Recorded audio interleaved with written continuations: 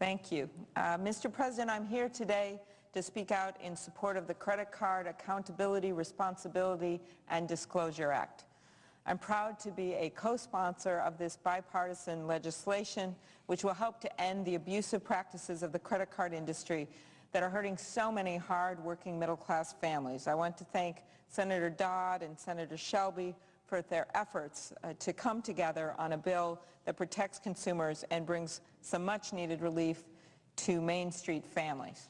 It has been a long time in coming. I wish we had been able to pass this a few weeks ago, but I'm very hopeful we will be able to get this done this week. As families are sitting around the kitchen table looking at their budgets, Mr. President, they have a lot of expenses to deal with. The basics like food and electricity, the rising costs of college and health care, and growing credit card bills. 78% of households in this country have at least one credit card. And at the end of last year, Americans' credit card debt was more than $972 billion.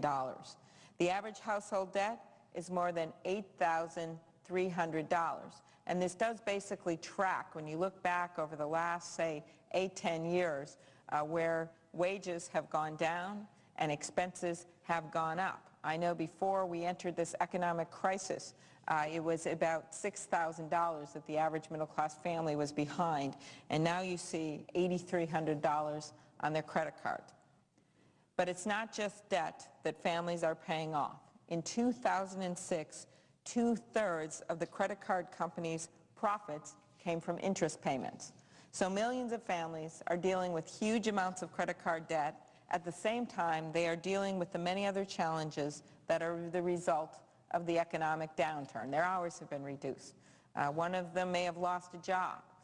They may have difficulty sending a kid to college. But this isn't just an economic issue. It's also an issue of fairness and common sense. I believe that Americans have the obligation, have the duty to pay the debts that they owe. But too many credit card companies are using deceptive practices and fine print to take advantage of hard-working American families. They are using this, the credit card, little tiny words on the back of the bill, they're using this, the credit card companies are, to pad their own profits. Many companies hide the terms of the agreement behind fine print and confusing language. They apply payments to the low-rate balances before high-rate balances, and worst of all, they raise interest rates without proper notice. According to the Consumers Union, a study of the 12 largest credit card issuers found that 93% of credit cards allowed the issuer to raise the interest rate at any time by changing the agreement. 93% of credit cards allows the issuer, the credit card company, to raise the interest rate at any time by simply changing the agreement. This just isn't right. Credit card companies shouldn't be making a profit by pulling the rug out from under American consumers.